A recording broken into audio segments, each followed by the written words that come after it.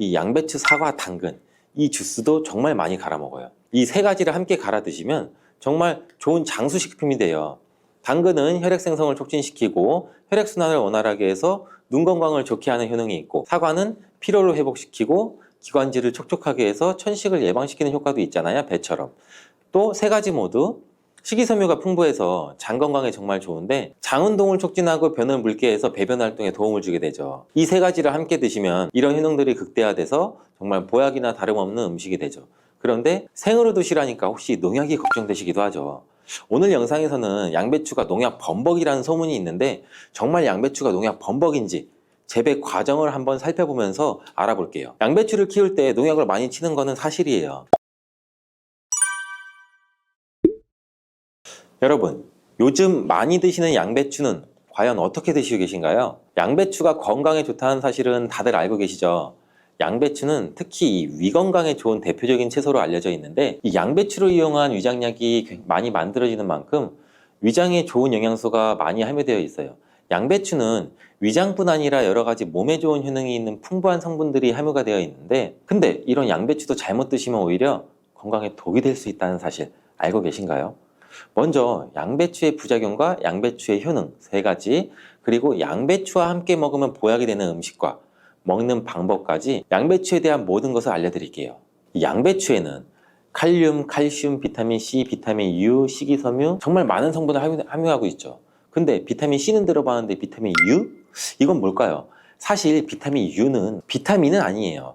비타민 U는 그 S메틸메티오닌이라는 성분인데, 궤양 치료에 효과가 좋다는 것이 알려지면서 비타민 U로 불러요. U는 그 궤양에 얼서 그 영어의 첫 글자 U를 가져와서 비타민 U라고 하는 것인데, 성분만 봐도 알 수 있듯이 양배추의 첫 번째 효능이 위장을 튼튼하게 한다는 거예요. 바로 위식도의 염증을 가라앉히는 데 효능이 있고, 위에 염증이 있어 빨갛게 헐어있는 분들이 있는데, 이런 분들은 공복에 명치 끝, 배 윗부분, 명치 있는 부분이 쓰리고 아픈 통증이 발생될 수 있죠. 이런 통증 원인이 염증 때문인데, 이 염증을 비타민 U, S메틸메티오닌이 완화시키는 데 도움을 주고, 비타민 U는 위점막에서 분비하는 호르몬인 이 프로스타글란딘의 생성을 촉진해서 위산으로부터 위벽을 보호해요. 또 위염과 위궤양도 억제해주는 작용을 같이 가지고 있고, 위암이 발생되는 것까지 예방하는 효능이 있죠. 또 비타민 U는 간의 해독작용에 중요한 역할을 하는 글루타치온의 생성을 촉진해서 활성산소를 제거해서 간세포의 손상도 예방할 수 있어요.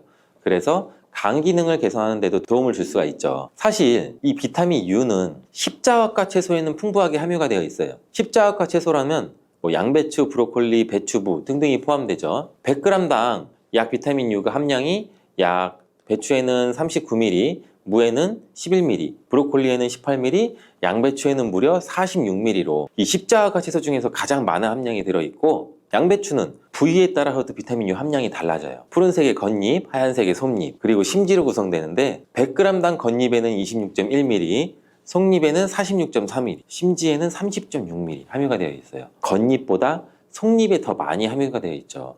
과일은 껍질을 꼭 함께 제가 드시라고 누누이 말씀드렸는데, 양배추는 반드시 겉잎을 드셔야 될 필요는 없겠죠. 양배추의 두 번째 효능은 항암작용을 한다는 거예요. 그리고 양배추에는 항암작용이 뛰어난 글루코시놀레이트라는 성분이 풍부한데, 이 성분은 그 미로시나아제라는 효소에 의해서 설포라판과 인돌3카비놀이라는 성분으로 전환이 돼요. 이 인돌3카비놀은 호르몬의 균형을 조절해주는 효능이 있는데, 특히 에스트로겐 대사에 영향을 미쳐서 호르몬 균형을 조절하는 데 중요한 역할을 해요. 그래서 여성 호르몬 관련 건강 문제에 도움을 줄 수가 있죠. 또한 유방암이나 자궁경부암 발생을 억제하는 기능도 하고, 미국 미시건 주립 연구팀에서 발표를 한 적이 있어요. 실제로 양배추를 일주일에 3회 이상 섭취한 여성들이 일주일에 1회만 섭취한 여성에 비해서 유방암 발생률이 약 72%나 낮은 것으로 보고했고, 또한 글루코시놀레이트는 백혈구와 면역 단백질인 사이코카인 조율 능력이 굉장히 뛰어나서 방광암이나 유방암, 간암 등의 강력한 항암 효과를 보이는 것으로 알려져 있어요. 양배추의 세 번째 효능은 정말 중요한 효능인데, 바로 몸에 진액을 보충해주는 효능이에요. 몸에 진액이 부족하면 아무리 좋은 약을 드셔도 효과를 못 봐요. 온몸 구석구석 질병에 걸릴 가능성이 높아져요. 이 몸의 진액이라고 하면 혈액이나 림프액, 조직액, 뭐 음식물 섭취 시 흡수되는 영양물질, 몸 안에 조직에서 분비되는 뭐 점액질, 호르몬, 우리 몸의 모든 생명을 유지하기 위해서 필요한 모든 체액이 바로 진액이에요. 몸 안에 수분 같은 것들은 전부 다 진액이라고 보시면 되는데, 이 진액이 몸에 부족하면 여러 증상이 나타나요. 손발도 차고, 저린 경우에 혈액순환이 잘 되지 않아 그런 증상이 나타나게 되고, 혈액순환이 문제가 바르고 혈액순환에 진액이 부족해서 그런 증상이 나타나는 경우도 굉장히 많고, 또 이 수분이 충분해야 손발 끝까지 혈액순환이 원활하게 될 수가 있는 건데, 기관지에 진액이 부족하게 되면 또 당연히 기관지도 건조해지고, 그렇게 되면 외부에서 먼지 같은 이물질이 들어오면 기관지는 다이렉트로 자극을 강하게 느껴 기침이 나고 칼칼하고 목소리도 잘 나지 않은 현상도 나오고, 위에 진액이 부족하면 위장의 조직들이 수축되는 현상으로 또 위축적 위염도 나타날 수가 있고, 심장의 진액이 부족하면 심장에 열이 오르고 심장박동도 빨라질 수 있고, 나이가 들면 또 관절이 점점 뻣뻣해지고 입도 바짝바짝 마르는 증상도 많이 나타나고 있고, 그리고 또 목, 어깨 등의 근육이 뭉쳐 통증이 나타나는 이유도 몸 안에 진액, 수분이 부족하기 때문이고, 굉장히 다양해요. 진액이 부족해서 나타나는 현상들은. 근데 뭐 수분이 부족하면 우리는 물을 마시면 해결되지 않을까? 물론 물을 마시면 몸에 대부분 수분이 보충되긴 하지만 대부분 소변이 빠져나가게 되죠. 소변으로. 마신 물이 몸속 구석구석 스며들게 돼서 몸에 진액을 보해주려면 물만 마셔서는 절대 해결이 되지 않아요. 물이 우리 몸에 들어왔을 때 몸속에 잡아들 수 있는 힘이 부족한데, 이런 역할을 하는 것이 양배추예요. 양배추는 몸의 진액 보충을 위해 한의학에서 많이 처방하기도 하는데, 이 진액을 채우고 뇌를 보호하는 뇌수와 뼛속의 골수를 채워주는 역할도 같이 하는 것으로 알려져 있어요. 이렇게 좋은 양배추도 잘못 드시면 부작용이 발생할 수가 있는데, 양배추를 드실 때 주의하셔야 하는 분들 4가지 유형에 대해 알려드릴게요. 첫 번째는 과민성 대장증후군이 있으신 분들이에요. 양배추에 함유된 특정 당분이 가스를 생성하게 되는데, 이 과민성 대장증후군이 있는 분들이 양배추를 드시면 장이 팽창되고 복부팽만이 일어나서 설사를 유발하게 될 수도 있어요. 두 번째는 이 위축성 위염, 장상피 화생이 있는 분들이에요. 위장 점막이 위축돼 있고 변성이 심한 경우인데, 이런 분들은 양배추가 몸에 잘 맞지 않을 수가 있어요. 이런 분들이 양배추를 드시면 오히려 속쓰림이 심해질 수가 있는데, 공복 속쓰림에는 양배추가 도움이 될 수 있지만, 식후에 속쓰림이 있으신 분들이라면 또 위장 점막에 문제가 있을 가능성이 있으니 양배추를 적당히 드시길 바라고, 세 번째는 갑상선 기능이 저하된 분이에요. 이런 분들은 양배추를 드실 때 절대 생으로 드시지 마시고 살짝 쪄서 드시길 바래요. 그렇다고 양을 많이 드시면 안 되고, 한 번에 드실 때 약 150g 정도로 일주일에 한두 번 정도만 드시기를 추천드려요. 왜냐면 이 양배추에는 고이트로젠이라는 성분이 많이 포함되어 있는데, 이 성분은 갑상선의 기능을 방해하게 돼요. 양배추를 지속적으로 드시면 갑상선 문제를 유발할 수도 있죠. 근데 이 고이트로젠에 열을 가하면 이 성분이 비활성화가 되기 때문에 쪄서 드시라는 거예요. 다만 갑상선에 문제가 전혀 없는 분들이라면 양배추를 생으로 조금씩 드시는 것도 괜찮죠. 양배추에는 이 설포라판이라는 성분이 있는데, 이 성분은 강력한 항암이나 항산화 작용을 하는 좋은 성분인데, 양배추에 열을 가하게 되면 이 성분은 다 사라져요. 그러니 갑상선에 문제가 없으신 분들은 양배추를 그냥 생으로 드셔서 양배추의 좋은 효능을 통해 건강을 챙기시길 바래요. 네 번째는 고혈압이나 뇌경색 등의 문제로 이 아스피린과 같은 혈전 용해제 같은 약을 복용하시는 분들인데, 왜냐면 양배추에는 비타민 K라는 성분이 들어있는데, 비타민 K는 지혈작용을 하는 기능이 있어요. 이 지혈작용이 뭘까요? 혈액을 말 그대로 빨리 굳게 만드는 거죠. 근데 이 혈액을 묽게 만드는 약을 드시는 분들이 양배추를 드시게 되면 비타민 K와 충돌하게 되어 복용하시는 이 효과를 떨어뜨리거나 다른 부작용을 일으킬 수가 있을 가능성이 있어요. 그렇다면 양배추를 드실 때 어떻게 먹는 것이 가장 좋을까요? 정답은 바로 양배추를 그냥 생으로 드시는 게 가장 좋아요. 왜냐하면 비타민 U나 C와 같은 좋은 성분들은 열에 약해서 이 조리 과정으로 인해서 파괴가 되기 때문인데, 양배추는 생으로 드시기 참 그래도 어렵잖아요. 그래서 양배추를 생으로 드실 수 있는 방법을 알려드릴게요. 갈아서 주스로 드시면 돼요. 이때 양배추만 갈아 드시면 맛이 굉장히 없잖아요. 양배추와 함께 갈아 드시면 맛도 좋고 보약이 되는 음식 3가지를 제가 바로 알려드릴게요. 저희 집도 아침마다 주스를 정말 많이 갈아서 먹는데, 이 양배추, 사과, 당근 이 주스도 정말 많이 갈아 먹어요. 이 3가지를 함께 갈아 드시면 정말 좋은 장수식품이 돼요. 당근은 혈액 생성을 촉진시키고 혈액순환을 원활하게 해서 눈 건강을 좋게 하는 효능이 있고, 사과는 피로를 회복시키고 기관지를 촉촉하게 해서 천식을 예방시키는 효과도 있잖아요, 배처럼. 또 3가지 모두 식이섬유가 풍부해서 장 건강에 정말 좋은데, 장 운동을 촉진하고 변을 묽게 해서 배변 활동에 도움을 주게 되죠. 이 3가지를 함께 드시면 이런 효능들이 극대화돼서 정말 보약이나 다름없는 음식이 되죠. 그런데 생으로 드시라니까 혹시 농약이 걱정되시기도 하죠. 오늘 영상에서는 양배추가 농약 범벅이라는 소문이 있는데 정말 양배추가 농약 범벅인지 재배 과정을 한번 살펴보면서 알아볼게요.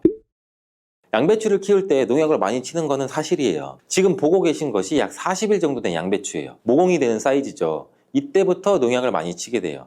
다음으로 60일 정도 된 양배추이고 이때도 우리가 알고 있는 양배추의 모양은 아니죠. 아직 더 많이 자라야 돼요.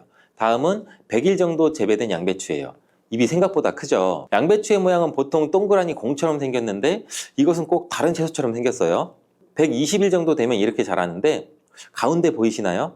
가운데 동그랗게 생긴 거 있죠. 이것은 결구라고 하는데 공처럼 생겼다고 해서 결구예요. 이것이 결국 우리가 먹는 양배추인데 이 결구를 겹겹이 싸고 있는 잎이 있기 때문에 농약을 아무리 많이 쳐도 우리가 먹는 양배추에는 농약이 많이 닿질 않아요. 농약뿐 아니라 다른 이물질도 많이 묻지 않는데 양배추에 농약을 많이 쓰는 건 맞지만 보시다시피 농약이 묻은 잎은 다 제거하고 결국 결구만 유통되기 때문에 양배추의 농약은 많이 묻어있지 않아요. 그뿐 아니라 결구가 생길 때쯤이면 벌레가 거의 없기 때문에 농약도 더 이상 치지 않는다고 해요. 이렇게 결구가 생기고 20일 정도 더 키우면 우리가 먹는 양배추 크기가 되는데 이때 양배추를 수확해서 겉에 농약 묻은 잎은 다 잘라내고 깨끗한 결구만 유통이 되는 거죠.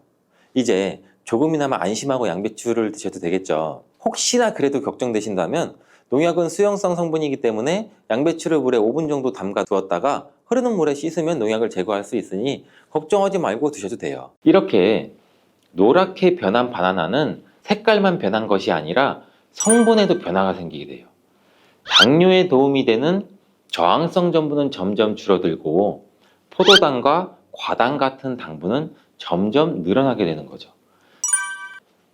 바나나는 속살이 부드럽고 달콤해서 남녀노소 누구나 좋아하는 과일 중 하나죠. 먹기도 편하고 다이어트에도 좋다고 알려지면서 굉장히 많은 분들이 먹게 되는 과일이 바로 바나나죠. 이 바나나도 함께 먹으면 보약이 되는 궁합이 좋은 음식이 있고 또 함께 먹으면 오히려 독이 되는 음식도 있답니다. 오늘 영상을 통해 이 바나나의 효능, 함께 먹으면 안 되는 음식, 함께 먹으면 보약이 되는 음식, 그리고 바나나의 보관 방법까지 바나나에 대한 모든 것을 알아가시기 바랍니다. 바나나가 어떤 상태일 때를 가장 좋아하시나요, 여러분들?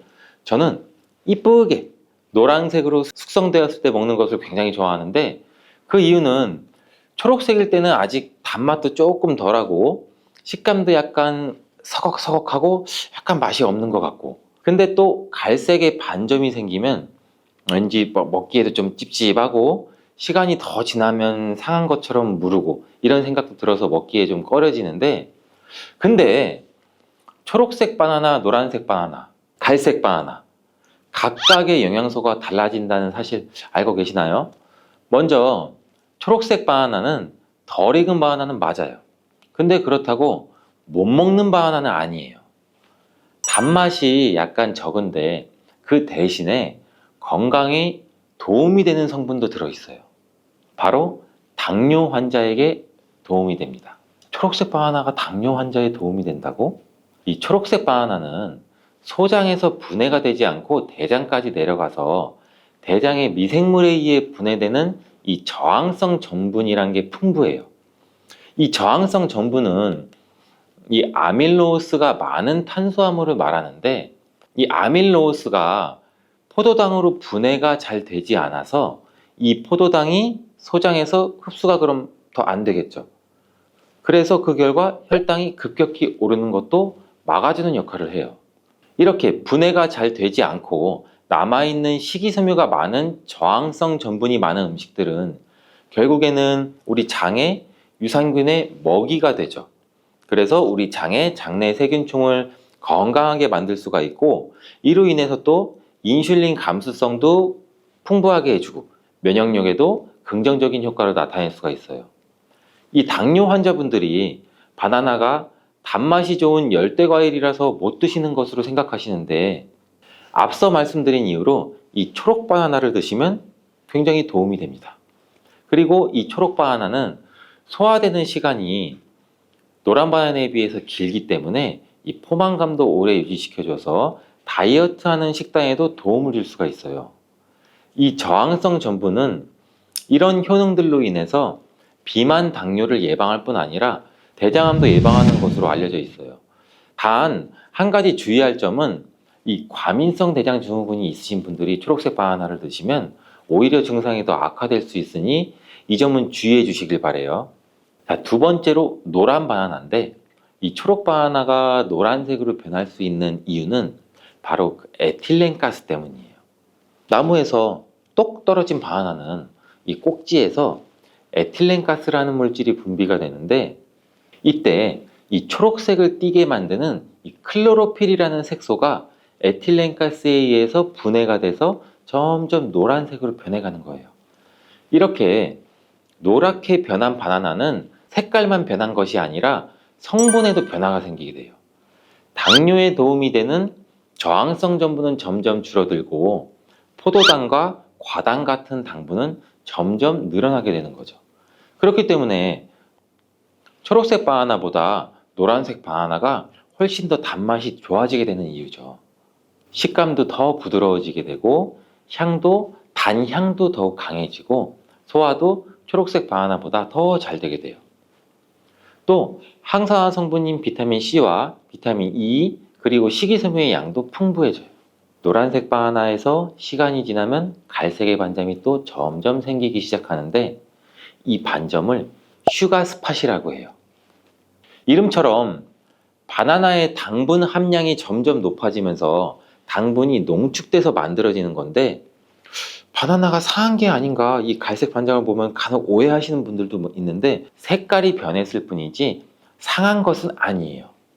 그런데 이 슈가 스팟이 점점 많아질수록 바나나의 당분 함량이 높아지는 것 때문에 당뇨가 있으신 분들은 섭취하실 때 주의해 주시는 게 좋겠고 최근에 바나나에 대한 연구가 굉장히 많이 또 진행되고 있는데 이 슈가 스팟이 생겼을 때 바나나의 성분에 대한 실험도 진행됐어요.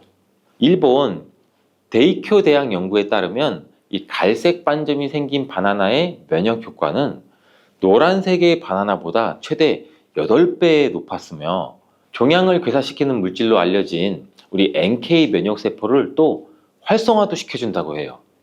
이 NK 면역세포는 바이러스에 감염된 세포나 암세포를 직접 파괴하는 역할도 하고 이 TNF라는 종양괴사인자를 분비해서 비정상세포의 증식도 억제하고 암세포의 자살도 유도한다고 해요. 이게 무슨 말이냐면 쉽게 설명드려서 갈색 반점이 생긴 바나나는 면역력도 강하게 만들어주고 암 예방과 치료에도 도움을 줄 수 있다는 결과라고 보이죠. 이 바나나에 함유되어 있는 성분을 살펴보면 흔히 알고 있는 칼슘, 마그네슘, 다양한 미네랄도 풍부하게 함유되어 있잖아요.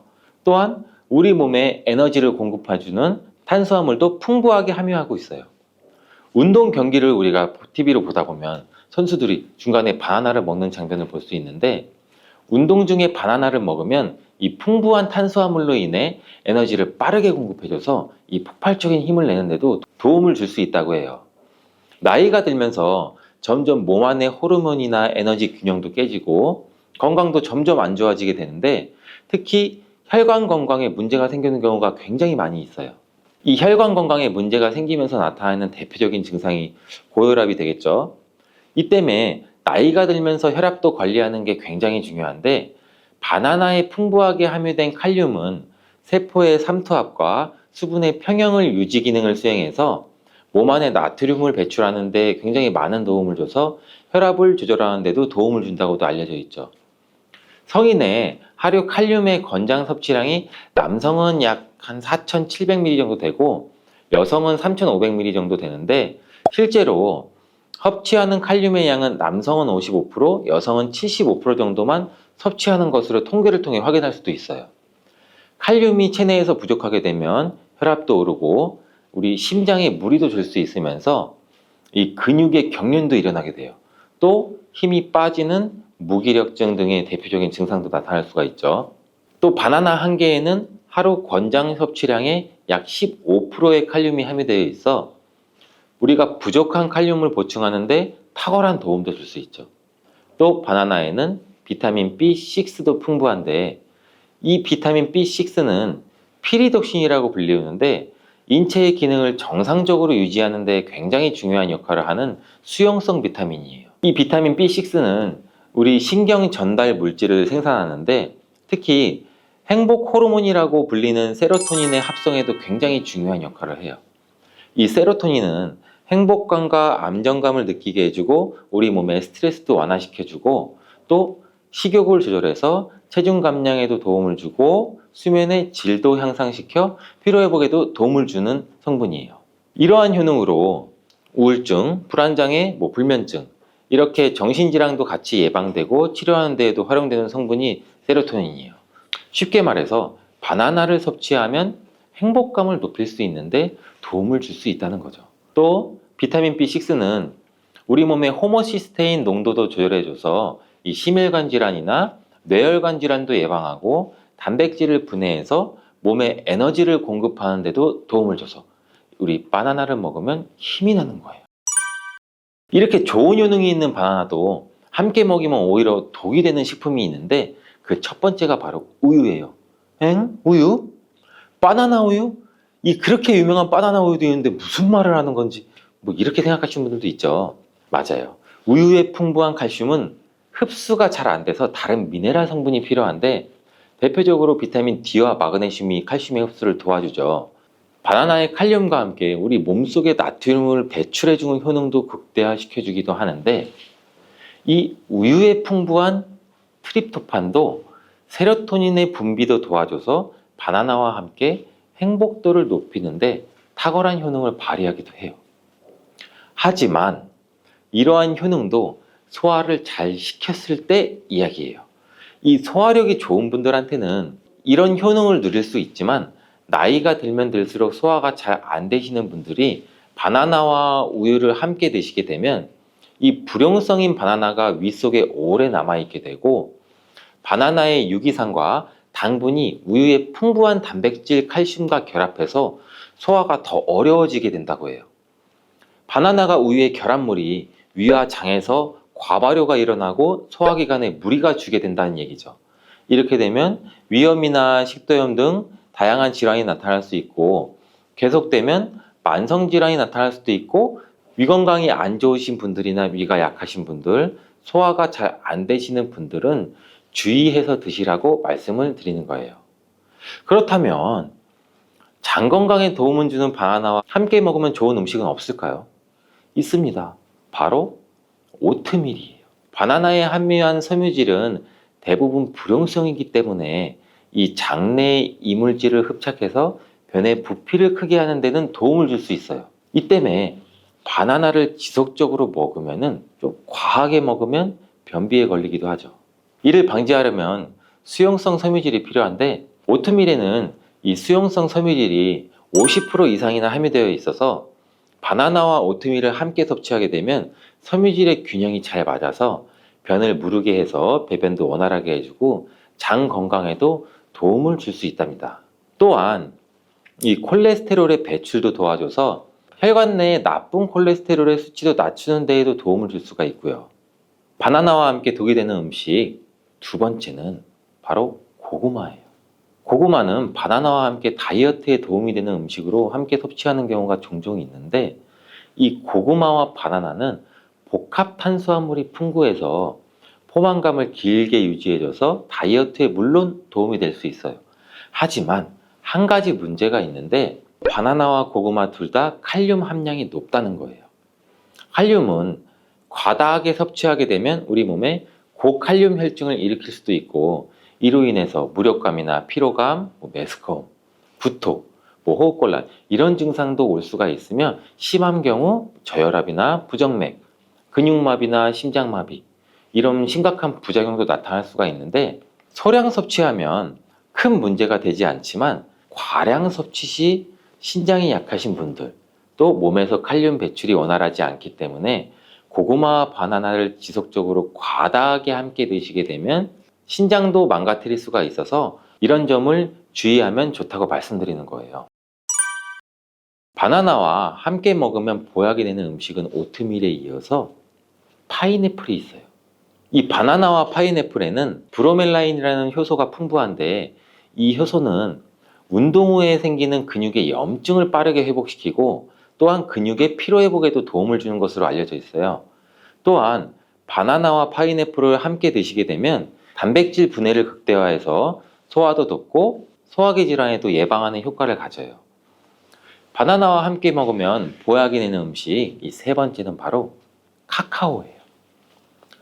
바나나는 이 도파민이라는 신경을 자극하는 물질이 많이 함유가 되어 있는데 카카오에는 이 도파민 생성의 원료가 되는 아미노산이 풍부해서 카카오와 바나나를 함께 드시면 이 행복도를 높이는 효능이 극대화가 될 수가 있어요. 카카오에는 폴리페놀과 이 플라보노이드 등의 항산화 물질이 풍부해서 우리 몸의 활성산소도 제거해주고 세포의 노화도 방지해줘요. 바나나에도 항산화 물질인 베타카로틴과 비타민 C가 풍부해서 카카오와 바나나를 함께 드시면 항산화 효과도 같이 높일 수가 있는 거죠. 바나나와 함께 먹으면 보약이 되는 음식 이 네 번째는 바로 견과류예요.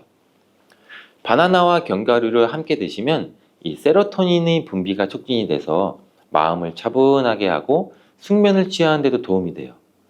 또한 바나나의 풍부한 마그네슘은 근육의 이완을 돕고 견과류의 트리토판을 세로토닌으로 바꿔주는 성분인 이 비타민 B6가 바나나에 풍부해서 견과류와 바나나를 함께 드시면 불면증과 우울증을 예방하고 개선시킬 수 있는데 도움을 줄 수 있다고 하네요.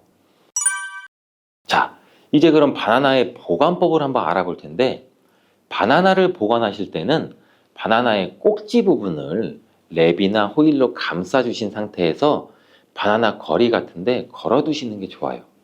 그렇게 하면 바나나 꼭지에서 나오는 에틸렌 가스를 어느 정도 차단해줘서 숙성되는 것을 방지해서 조금 더 오래 보관할 수 있고, 그리고 열대 과일인 바나나는 냉장고에 보관하게 되면 냉해를 입어 바나나 색이 굉장히 빠르게 검은색으로 변하게 돼요. 바나나를 오래 보관하시려면 껍질을 벗긴 상태에서 먹기 좋은 크기로 잘라서 냉동 보관하셨다가 드시는 것도 추천을 드리겠습니다. 국제의학바이오저널의 연구에 따르면 블루베리의 이 폴리페놀 성분과 우유의 단백질의 이 친화성 때문에 블루베리와 우유를 함께 먹게 되면 블루베리의 항산화 성분이 대부분 파괴된다고 발표했어요. 그리고 우유에 함유된 칼슘은 블루베리의 이 안토시아닌 성분과 만나면 킬레이트화가 된다는데 이것은 둘이 결합해서 덩어리를 만든다는 거예요. 그러면 당연히 불용성 물질이 되겠고 침전물이 생기고 우리 몸에서 녹거나 흡수가 되지 않겠죠. 그래서 몸 밖으로 배출이 된다는 소리예요. 이 과정에서 우리 몸에 머물면서 소화되지 않기 때문에 위와 장에 굉장히 큰 부담을 줄 수가 있고, 이 때문에 블루베리와 우유를 자주 섭취하거나 위와 장이 약하신 분들이 드실 경우에는 위장에 염증도 유발할 수 있고 위장관 질환이 생길 수가 있겠죠. 특히 신체 기능이 많이 떨어져 있고 나이가 많이 드신 분들이 이렇게 지속적으로 계속 드시면 위장에 안 좋을 수 있으니 주의해서 드시길 바래요. 블루베리 주스를 만들어 드실 때는 우유 대신 오트밀이나 물을 첨가해서 드시는 게 좋겠죠. 우유가 블루베리와 맞지 않는다고 해서 요거트도 맞지 않는다는 것은 아니에요. 요거트는 발효 과정을 거쳐 단백질이 쉽게 분해되기 때문에 항산화 성분의 흡수율을 오히려 높여줘요. 요거트에 냉동 블루베리를 얹어서 먹는 것은 좋은 블루베리를 먹는 방법이 되겠습니다. 블루베리를 드실 때 주의하셔야 할 분들도 있어요. 블루베리에는 살리실산이라는 성분이 있는데 이것 때문에 알레르기 반응을 일으키시는 분들이 간혹 있거든요.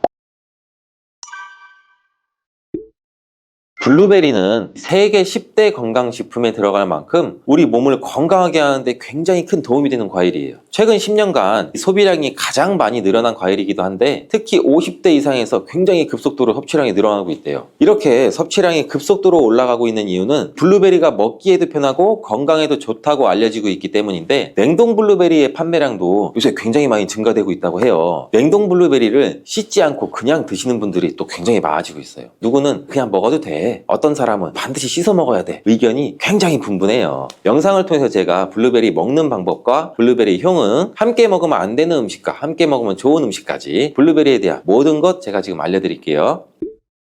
먼저 냉동 블루베리를 씻어야 되느냐 그냥 먹어도 되느냐 제가 정리해 드릴게요. 결론부터 말하자면 씻어서 드시는 것이 안전하다입니다. 먼저 냉동 블루베리를 구입하셨다면 식품의 유형을 한번 확인하시기 바래요. 식품 유형에 과체 가공품이라고 적혀 있다면 씻어서 냉동한 블루베리이기 때문에 그냥 드셔도 되시긴 해요. 근데 식품 유형에 농산물이라고 표기가 되어 있다면 이것은 씻지 않고 냉동되어 유통된 블루베리이기 때문에 반드시 씻어서 드시는 게 좋아요. 근데 간혹 식품 유형이 표기가 되어 있지 않은 제품들도 있는데 이런 제품은 당연히 씻어 드시는 게 좋겠죠. 2022년 한국소비자연맹에서 현재 시중에 판매되고 있는 냉동과일, 블루베리, 망고, 딸기 등등 제품을 선정해서 안전성 평가를 했는데 과체 가공품 같은 세척과일 제품에서 미생물, 잔류농약, 곰팡이, 독소 등의 검사에서 규격 기준에는 적합하긴 했지만 이 미생물과 잔류농약이 검출된 제품들도 있었어요. 이 자료를 바탕으로 한다면 이 냉동 블루베리 제품도 이미 씻어서 유통이 되고 있다고 할지라도 한 번 정도는 씻어 드시는 게 좋겠어요. 블루베리 씻는 방법은 흐르는 물에 약 30초 정도만 씻어주면 되는데 깨끗이 빡빡 씻는다고 블루베리를 물에 오래 담가두거나 흐르는 물에서도 오래 씻으면 안 돼요. 블루베리에 함유된 안토시아닌 성분은 수용성이기 때문에 영양소가 다 빠져나가 버릴 수 있어요. 잔류 농약 또한 수용성이기 때문에 흐르는 물에 약 30초 정도만 씻어도 충분하니 걱정 말고 드셔도 괜찮습니다. 블루베리는 특별히 생과일보다 냉동 블루베리가 이 안토시아닌 함량이 높다고 해요. 이 시드니의 뉴사우스 웨일즈 대학의 연구진이 블루베리를 건조, 냉장, 냉동했을 때 핵심 영양소가 어떻게 변화되는지 실험을 했는데 안토시아닌의 함량이 블루베리 1g당 생과일일 때는 7.2mg, 냉장 보관했다가 2주가 지났을 때는 5.7mg로 줄었고 건조했을 때는 4.3mg로 더욱 줄었대요. 근데 냉동 한 달 후에는 8.1mg으로 오히려 생과일 때보다 늘어났고 냉동 3달이 지나자 7.9mg로 소폭 줄었지만 역시 생과일 때보다 많은 함량이 확인되었다고 해요. 실험 결과로만 보면 블루베리는 냉동으로 드시는 것이 가장 많은 영양분을 섭취할 수 있다는 말이 되겠네요. 추가로 눈 건강이나 심혈관 질환, 당뇨 등에 도움이 많이 되는 시중에 이 안토시아닌 함량이 개런티된 영양제도 많이 나와 있으니 꼭 블루베리나 빌베리와 같은 영양제를 드시려면 건강기능 식품으로 제조된 안토시아닌이 최소 50mg 개런티된 제품을 드시는 게 굉장히 좋겠죠. 그렇다면 다른 채소나 과일은 냉동했을 때 핵심 영양소의 함량이 어떻게 될까요? 이 영양소에 따라 보존력이 강한 것도 있고 약한 것도 있는데 딸기의 한 종류인 이 라즈베리는 폴리페놀 성분이 핵심 영양소예요. 생과일일 때보다 냉동일 때가 킬로그램당 폴리페놀 함량이 약 100mg 정도 상승하는 것으로 나타났고 당근의 경우에는 핵심 영양소가 이 베타카로틴이라는 거 많이들 알고 계시잖아요. 냉동 보관했을 때 3개월이 지나면 베타카로틴의 함량이 현저히 떨어져요. 이렇듯 냉동 채소, 냉동 과일은 핵심 영양 성분에 따라서 함량이 높아질 수도 있고 낮아질 수도 있어요.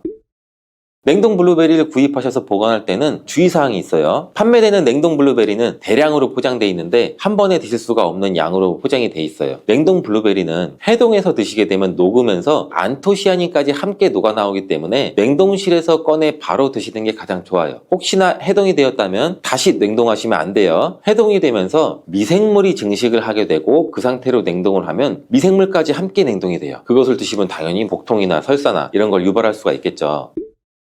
블루베리의 핵심 영양소인 안토시아닌은 폴리페놀의 일종으로 식물에 굉장히 많이 함유된 청자색을 띠는 성분이에요. 블루베리의 색깔이 짙은 보라색을 띠는 것은 바로 이 안토시아닌 성분 때문에 그런데 안토시아닌의 과일변 함량에서는 빌베리, 블루베리가 가장 높은 함량을 가지고 있는 것으로 알려져 있는데 안토시아닌 함량이 높고 좋은 빌베리일수록 우리가 먹었을 때 입안에 보랏빛으로 착색이 심하게 되는 경우가 많아요. 인공색소가 아니기 때문에 전혀 걱정 안 하셔도 되고 10분 정도 지나면 자연히 없어지니 시중에 빌베리, 블루베리가 포함된 건강기능 식품을 드셨을 때 오히려 착색이 되더라도 전혀 걱정하지 않으셔도 돼요. 안토시아닌의 가장 큰 효능은 눈을 건강하게 한다는 것. 이 안토시아닌은 로놉신의 제합성을 촉진시켜서 이 시력을 보호하고 백내장이나 안구건조 등 망막염 등 눈질환을 예방하기도 해요. 눈의 피로와 노화를 방지해서 초기 근시도 예방하는 것으로 알려져 있는데 강력한 항산화 물질인 이 안토시아닌은 우리 몸의 활성산소를 제거해서 세포의 노화를 방지 방지해주는데 뇌 세포의 노화까지 같이 예방을 해준다고 해요. 폴리페놀 성분인 이 안토시아닌은 우리 뇌의 신경세포를 보호해주고 신경 전달 물질의 분비를 촉진시켜 뇌 기능도 향상시켜주면서 뇌의 해마를 자극해서 기억력도 향상시키고 치매를 예방하는 데도 도움을 줄 수가 있다고 해요. 이 테로스틸벤 성분이 뇌의 신경 전달 물질인 도파민과 노르에피네프린의 분비를 촉진시켜서 집중력을 향상시키는 데에도 도움을 주는 것으로 알려져 있고요. 간단히 말하자면 블루베리를 꾸준히 섭취하시면 기억력, 집중력을 향상시키고 치매를 예방하는 데에도 조금이나마 도움을 줄 수 있다는 거예요. 또한 활성산소를 제거하는 이 안토시아닌은 피부 미용에도 굉장히 좋은 효능을 발휘하는데 이 피부 노화를 방지할 뿐만 아니라 염증을 제거하고 억제하는 효과도 있어 여드름 피부를 개선하는 데에도 도움이 돼요. 또한 비타민과 미네랄이 풍부해서 피부를 건강하게 유지하고 풍부한 안토시아닌과 비타민C는 피부의 수분을 유지하는 데도 도움을 주고 주름도 예방하고 피부 톤도 밝게 하는 데도 도움을 줄 수가 있죠. 그리고 풍부한 식이섬유는 장의 운동을 촉진시켜주고 장내의 노폐물도 흡착하고 배출을 시켜서 피부 트러블 개선하는 효과도 같이 가지고 있어요. 나이가 들면서 머리 숱도 줄어들게 돼서 탈모를 걱정하시는 분들도 굉장히 많은데 블루베리가 탈모 예방에도 굉장히 효과적이에요. 블루베리에 들어있는 이 안토시아닌은 튼튼한 모발이 자라날 수 있도록 모낭세포를 자극해주고 두피세포의 노화를 예방해서 탈모를 또 예방하게 되는 거예요. 블루베리에 함유된 또 비타민C는 머리카락 조직 형성에 필수적인 성분이고 콜라겐 생성을 촉진시킬 수 있는 성분이어서 모발을 강화하고 두피 건강을 증진하는 데에도 굉장히 큰 도움이 돼요. 항산화 성분이 안토시아닌은 머리카락 세포도 송산시키는 이 자유라디칼을 제거하고 머리카락 손상을 예방하는 데 도움이 돼서 탈모를 또 예방하는 그런 원리죠. 블루베리는 당뇨의 위험이 있는 분들한테 굉장히 큰 도움이 되거든요. 블루베리, 빌베리는 혈당 수치를 낮춰주고 당분을 에너지원으로 사용하는 이 신진대사의 과정을 촉진해주는 효능이 있어요. 미국의 당뇨병 협회는 빌베리, 블루베리를 당뇨병 슈퍼푸드라고 부르면서 블루베리를 꾸준히 드시면 인슐린 감수성을 향상시키고 혈당을 낮추는 데 도움이 된다고 발표했어요. 블루베리에 대한 연구를 굉장히 많이 진행을 했는데 하루에 약 150g의 블루베리를 섭취한 실험군은 혈당 스파이크의 발생이 현저히 낮아졌고 인슐린 수치 또한 낮아진 것으로 확인되었다고 발표했어요. 블루베리에 함유된 이 안토시아닌뿐만 아니라 칼륨, 비타민 B6는 또 심장 건강을 지키는 데 굉장히 큰 도움을 주는데 이 성분은 우리 몸의 콜레스테롤과 혈액의 지방을 감소시켜서 혈액순환을 또 원활하게 해준다고 해요. 이러한 효능으로 심장마비나 협심증을 일으키는 죽상동맥경화증을 예방하는 데 굉장히 큰 도움을 주게 되죠. 또한 호모시스테인이 우리 몸에 과다하게 축적이 되면 혈관을 손상시켜요. 그리고 혈전을 생성해서 이 심장마비, 뇌졸중 이런 심혈관 질환을 유발할 수 있는데 블루베리의 풍부한 엽산과 비타민 B6는 호모시스테인의 축적을 방지해서 심혈관 질환도 예방할 수가 있어요. 블루베리를 많이 드시는데 이 블루베리 잎에는 관심이 별로 없는 것이 사실이에요. 블루베리 잎이 열매의 항산화 효능보다는 뛰어나다고 하는 사실 알고 계신가요? 블루베리 잎은 열매보다 이 안토시아닌 함량이 또 높고 또한 폴리페놀의 일종인 클로로겐산의 함량도 높아서 열매보다 항산화 효과가 20배에서 30배 정도 높은 것으로 알려져 있어요.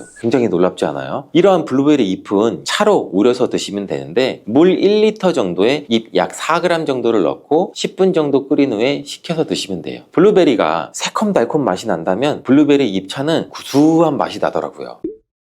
이렇게 좋은 블루베리도 함께 먹으면 안 되는 음식이 있는데 바로 우유예요. 깜짝 놀라지 않으셨나요? 보통 냉동 블루베리를 우유와 함께 믹서기에 갈아서 주스로도 쉐이크로도 많이 드시는데 이렇게 되면 블루베리의 영양소가 파괴가 돼요. 국제의학 바이오저널의 연구에 따르면 블루베리의 이 폴리페놀 성분과 우유의 단백질의 이 친화성 때문에 블루베리와 우유를 함께 먹게 되면 블루베리의 항산화 성분이 대부분 파괴된다고 발표했어요. 그리고 우유에 함유된 칼슘은 블루베리의 이 안토시아닌 성분과 만나면 킬레이트화가 된다는데 이것은 둘이 견합해서 덩어리를 만든다는 거예요. 그러면 당연히 불용성 물질이 되겠고 침전물이 생기고 우리 몸에서 녹거나 흡수가 되지 않겠죠. 그래서 몸 밖으로 배출이 된다는 소리예요. 이 과정에서 우리 몸에 머물면서 소화되지 않기 때문에 위와 장에 굉장히 큰 부담을 줄 수가 있고 이 때문에 블루베리와 우유를 자주 섭취하거나 위와 장이 약하신 분들이 드실 경우에는 위장에 염증도 유발할 수 있고 위장관 질환이 생길 수가 있겠죠. 특히 신체 기능이 많이 떨어져 있고 나이가 많이 드신 분들이 이렇게 지속적으로 계속 드시면 위장에 안 좋을 수 있으니 굉장히 주의해서 드시길 바래요. 블루베리 주스를 만들어 드실 때는 우유 대신 오트밀이나 물을 첨가해서 드시는 게 좋겠죠. 우유가 블루베리와 맞지 않는다고 해서 요거트도 맞지 않는다는 것은 아니에요. 요거트는 발효 과정을 거쳐 단백질이 쉽게 분해되기 때문에 항산화 성분의 흡수율을 오히려 높여줘요. 요거트에 냉동 블루베리를 얹어서 먹는 것은 좋은 블루베리를 먹는 방법이 되겠습니다. 블루베리를 드실 때 주의하셔야 할 분들도 있어요. 블루베리에는 살리실산이라는 성분이 있는데 이것 때문에 알레르기 반응을 일으키시는 분들이 간혹 있거든요. 블루베리를 드시면 입술이 붓거나 간지럽거나 복통과 설사의 증상이 나타난다면 즉시 블루베리 섭취를 중단하셔야 돼요. 그리고 블루베리에는 혈액을 묽게 만드는 비타민 K가 풍부하게 함유되어 있는데 심장질환이나 뇌혈관 질환으로 이미 아스피린과 같은 혈전 용해제를 복용하시고 계신 분들이 블루베리를 과다하게 섭취하게 되면 문제가 발생할 수 있으니 적당히 드시길 바래요. 또한 사람에 따라서 블루베리가 일시적으로 혈당을 낮추는 효과도 가지고 있기 때문에 당뇨가 있는 분들이 블루베리를 과하게 섭취할 경우에는 저혈당 증세도 나타날 수 있어요. 어떤 음식이든 각자 우리 몸의 체질에 맞게 드시는 게 가장 좋겠죠. 사과의 유기산과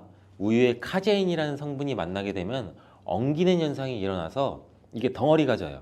덩어리가 져서 윗속에 들어가면 위산하고도 만나서 더 큰 덩어리가 형성되고 더 큰 덩어리가 형성되니까 소화가 늦어지겠죠. 소화도 힘들어져요. 이렇게 평소 소화가 잘 되고 건강한 사람이랑은 별로 상관이 없는데 그렇지 않은 분들한테는 소화불량과 대장염도 일으킬 가능성도 있고 이게 지속적으로 반복이 되면 대장암이 생길 수도 있죠. 사과와 함께 드시면 보약이 되는 음식도 있는데요. 바로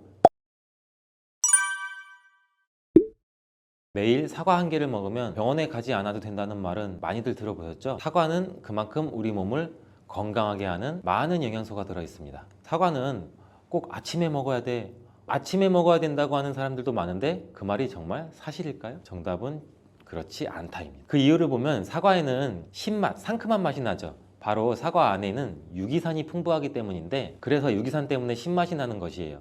이 유기산은 우리 몸에 이로운 정도 있지만 평소에 속쓰림이 자주 있거나 위염, 식도염이 있는 분들이 아침에 공복에 사과를 먹게 되면 우리 몸의 위 점막에 심한 자극을 줄 수 있어요. 빈속에 안 그래도 속이 쓰리신 분도 많은데 음식물이 있을 때 위 안에서 위산이 분비되고 위액이 분비돼야 중화가 되면서 우리 위도 코팅이 되고 건강한데 음식이 없을 때 위산이 분비되면 오히려 위벽을 깎아먹게 되는 효과를 나타내거든요. 그래서 평소에 위가 약하거나 위염이 있으신 분들, 역류성 식도염이 있으신 분들 이러신 분들 같은 경우에는 공복에 사과를 드시는 게 오히려 독이 될 수가 있습니다. 또한 마늘과 파 같은 음식은 열을 내는 음식이라고 하면 우리 사과는 우리 몸을 차갑게 하는 과일이라서 몸이 찬 분들은 사과를 드실 때 또 주의를 하셔야 돼요. 위염 같은 증상이 있는 분들은 공복에 사과를 드시면 사과가 소화도 되지 않고 설사를 하게 될 가능성도 높고 평소에 아랫배가 차거나 손발이 차서 수족냉증에 걸리신 분들도 많으시고 혈액순환도 안 되고 또 생리기간 중에 있으신 여성분들도 사과를 드실 때는 주의하셔야 됩니다. 이런 분들이 사과를 드실 때는 아침에 공복보다는 아침 식사 후에 드시는 게 좋고 사과를 보관할 때도 보통 냉장고에 보관했다가 차게 해서 꺼내 드시잖아요. 냉장고에서 꺼낸 사과를 바로 드시면 시원하고 아삭해서 맛있죠. 근데 미리 꺼내놓고 사과의 온도를 실온으로 맞춰서 드시는 것이 우리 위장 내부에도 좋습니다. 또한 사과를 팬에 구워 드셔도 되고 익혀 드셔도 됩니다. 그렇다면 왜 아침에 먹는 사과가 보약이라는 말이 굉장히 우리가 많이 알고 있을까요? 건강하신 분들은 사과를 아침 공복에 드시면 더욱 좋은데 그 이유는 사과에는 펙틴이라는 식이섬유가 풍부해 우리 장 운동을 활발하게 하고 장내 노폐물을 배출하는 데 도움을 줘 하루를 건강하게 시작할 수 있기 때문입니다. 한 가지 꼭 기억하셔야 할 점은 사과를 껍질째 드셔야 한다는 것입니다. 실제 연구에서는 사과의 껍질에는 안토시아닌이나 퀘르세틴, 에피카테킨 같은 이러한 식물성 폴리페놀 성분이 사과의 그 과육보다 사과 껍질에 훨씬 더 많이 함유되어 있는 것이 밝혀졌고 또 이러한 껍질을 버리고 깎고 먹게 되면 사과의 좋은 영양소는 극히 일부만 드시게 되는 것이죠. 사과에는 펙틴 말고도 정말 다양한 영양소가 있는데 사과에는 어떤 효능이나 영양소가 있는지 한번 알아보겠습니다. 사과는 먼저 장을 건강하게 해줘요. 요즘 프로바이오틱스, 프리바이오틱스 굉장히 많죠, 유산균. 이렇게 사과가 천연 프리바이오틱스로서 장내 우리 몸, 장 안에 좋은 균을 많이 생기도록 해주는 작용을 해줍니다. 이렇게 장내에 좋은 균이 많이 생기게 되면 장의 환경이 좋아지는 건데 그렇게 되면 단맛, 자극적인 맛이 강한 가공식품에 대한 식욕도 줄어들고 건강한 식품을 먹고 싶은 욕구도 늘어나게 돼요. 또 장이 건강해지면 우리 면역력이 또 좋아지고, 이렇게 다 선순환으로 이어져 가는 건데, 장에는 물론 좋은 세균, 나쁜 세균들이 굉장히 많이 존재가 해요. 근데 좋은 세균만 많아도 안 되고 나쁜 세균만 많아도 안 돼요. 좋은 세균, 나쁜 세균이 어느 정도 밸런스를 이루어져서 우리 몸에 면역력을 형성하게 되는데, 그때도 굉장히 중요한 게 프로바이오틱스, 프리바이오틱스, 우리가 흔히 많이 먹는 유산균입니다. 사과에도 아까 말씀드린 프리바이오틱스가 들어있고, 또 사과를 드시면 자연스럽게 체중도 줄어들고 다이어트하는 효과까지 누릴 수 있게 돼요. 이렇게 사과를 먹게 되면 장내에서 소화가 되면서 뷰티르산 같은 단쇄지방산이 만들어지게 되는데, 이 지방산이 우리 몸에 손상된 장벽을 회복시켜주는 역할을 해줘서 우리 장이 건강해지는 거예요. 장벽을 회복시키는 것이 중요한 이유가, 우리 장벽이 손상되면 손상된 곳에 독소들이 하나하나씩 침투가 되게 되고, 증상이 심해지면 장누수증후군이라는 질병도 발병이 되고, 이런 증상이 나타나면 독소들이 혈액을 타고 돌아다니게 되고 악순환이 반복이 되는 거죠. 그래서 장이 안 좋아지면 피부에 염증도 일으킬 수가 있고, 아토피와 같은 면역력이 이제 과잉되거나 면역력의 불균형 증상을 일으킬 수 있게 되는 거죠. 이렇게 사과를 드시면 이런 증상을 예방해 장이 건강해져 피부도 탄력 있게 밝아지게 하는 효과도 있고, 사과 속의 풍부한 펙틴이 아까 장 운동도 활발하게 한다고 말씀드렸잖아요. 그렇게 되면 암을 유발할 수 있는 물질들이 장내에 오래 머물지 못하고 결국 대장암의 발병률도 서서히 줄어들게 되죠. 그리고 사과는 혈관도 깨끗하게 해주는데, 혈관을 깨끗하게 해주면 뇌졸중, 고혈압, 심근경색, 그런 혈관 질환도 같이 예방할 수 있게 되고, 이렇게 혈관에 활성산소가 많아지게 되면 혈전이 생겨 혈액순환을 방해하기도 하고 혈관 세포를 손상시켜 노화를 촉진시키기도 하는데, 이러한 활성산소를 제거해 주는 게 우리가 흔히 알고 있는 항산화 영양제라고 해요. 말 그대로 활성산소가 우리 세포의 노화를 촉진시켜주고 우리 세포를 더 늙게 만들거든요. 이러한 것들을 제거해주는 항산화 영양소를 같이 섭취해주는 것도 매우 중요한데, 그 항산화 영양소도 사과에 들어있다는 것을 알고 계시면 좋을 것 같습니다. 또한 이러한 활성산소를 제거해서 혈전이 생기는 것을 억제하는데 가장 큰 역할을 하는 게 플라보노이드 계열의 루틴이라는 성분인데, 이 루틴이 사과에 굉장히 많이 들어있어요. 또한 사과에는 칼륨도 굉장히 많이 함유되어 있어서, 칼륨은 혈관 내에 나트륨을 몸 밖으로 배출해주는 역할을 해요. 나트륨은 수분을 흡수하는데 칼륨이 부족하면 나트륨도 배출되지 않습니다. 이 나트륨은 혈압이 상승하며 혈관에 노폐물을 쌓이게 만드는데, 사과를 섭취해서 칼륨을 공급해주면 혈압도 방지할 수 있고 노폐물을 배출시켜주는 역할도 같이 할 수 있습니다. 또한 이러한 칼륨은 혈관을 확장시키는 작용을 해서 혈액순환도 원활하게 하고 심장박동도 안정시키고 심장의 기능도 강화하는 데 도움을 줄 수 있는 성분이에요.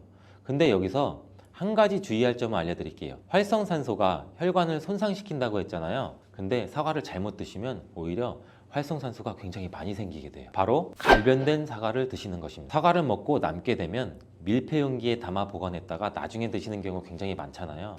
그때 우리가 단면이 사과가 갈색으로 변하게 되는데, 이는 공기 중에 산소와 만나서 산패돼서 갈색으로 변한 것이거든요. 이렇게 산패된 사과를 드시면 활성산소를 제거하는 것이 아니라 오히려 활성산소를 증가시켜 혈관 건강에 악영향을 줄 수 있으니까, 갈변된 사과는 그 부분은 바로 잘라내고 드시는 것을 추천드립니다. 또한 사과의 이로운 점 중 다른 하나는, 사과는 혈당을 조절해서 당뇨를 예방하고 그 당뇨를 회복하는 데에도 도움을 줄 수가 있어요. 당뇨가 있으신 분들은 과당이 혈당을 올려 안 좋다고 알고 계시잖아요. 굉장히 많은 분들이. 근데 사과는 오히려 혈당을 조절해 주기 때문에 당뇨가 있으신 분들은 사과를 드셔야 됩니다. 식사하기 30분 전에 사과를 드신 후에 식사를 하시면 혈당이 급격하게 오르는 혈당 스파이크 현상도 막을 수가 있어요. 사과에 단맛 때문에 당뇨가 있는 분들이 사과를 드시는 것을 꺼려 하시는데, 사과에는 단맛도 있지만 혈당은 올리는 GI 지수가 36으로 혈당 지수가 낮은 과일이에요. 근데 혈당 지수가 높은 과일이 뭔지 아세요?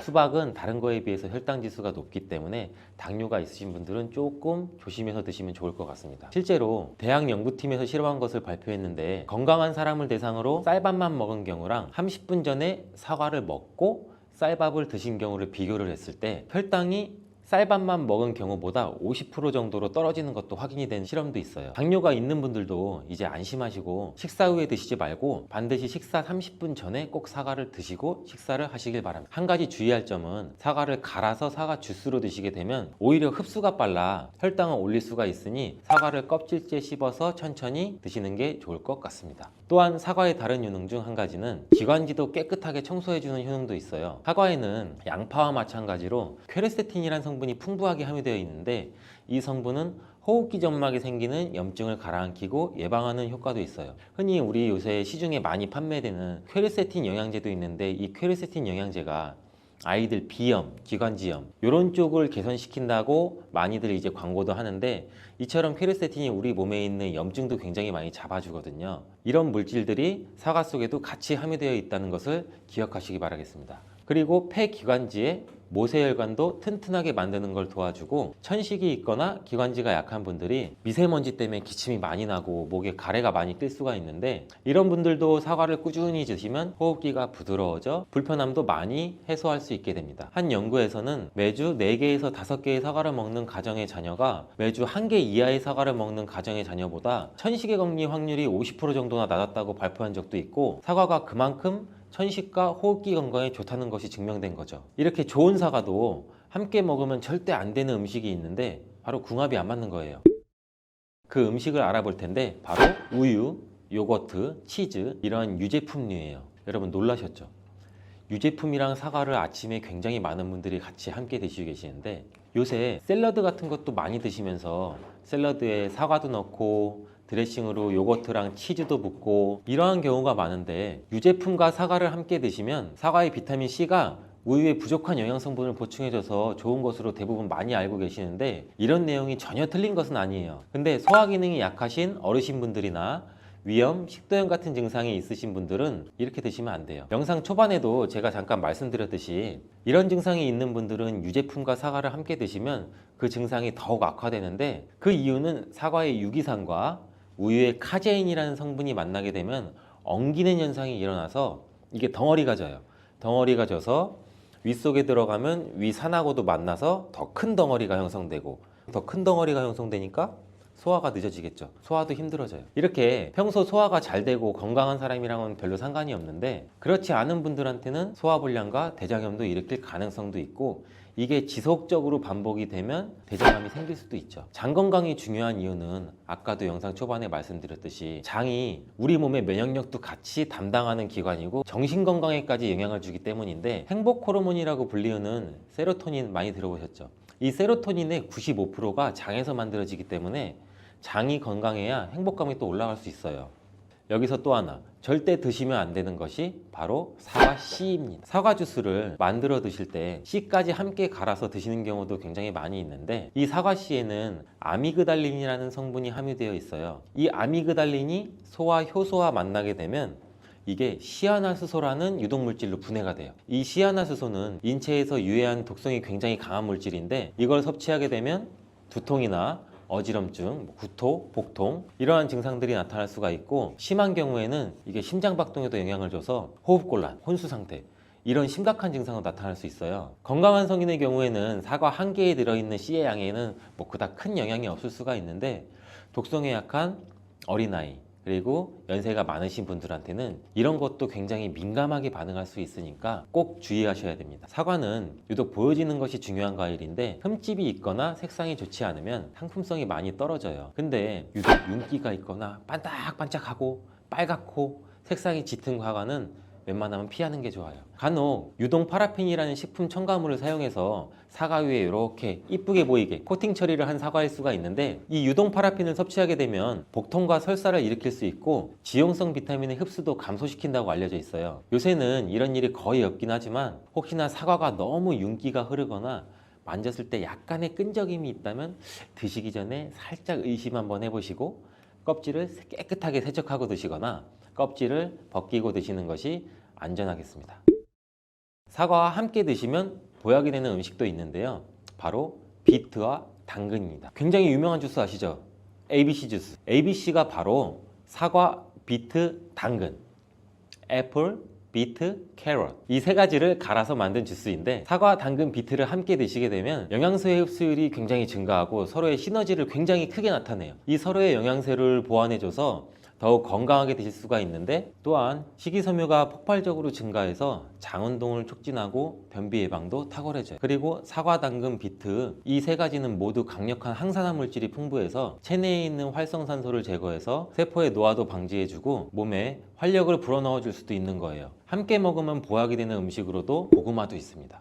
이 고구마에는 베타카로틴이라는 성분이 풍부해서 항암작용과 함께 면역력도 같이 강화해 주는데 혈관 건강에도 도움을 줄 수가 있어요. 고구마를 드시면 소화가 잘 안 되는 증상도 나타날 수가 있는데 이게 왜 그러냐면 고구마 속에 함유되어 있는 아마이드라는 성분이 장에서 이상 발효를 일으켜서 가스가 차고 소화불량 증상도 같이 나타나는 건데 이때 같이 사과와 함께 드시면 사과에 함유된 펙틴이 아마이드의 이상 발효 증상을 억제해서 가스가 차는 증상을 발생하지 않도록 도와주게 돼요. 또한 이러한 사과의 효능 중 하나인 혈관을 깨끗하게 하는 것을 고구마의 베타카로틴이 도와줘서 이 효능이 극대화가 돼서 건강에 정말 좋은 음식 궁합도 될 수 있답니다.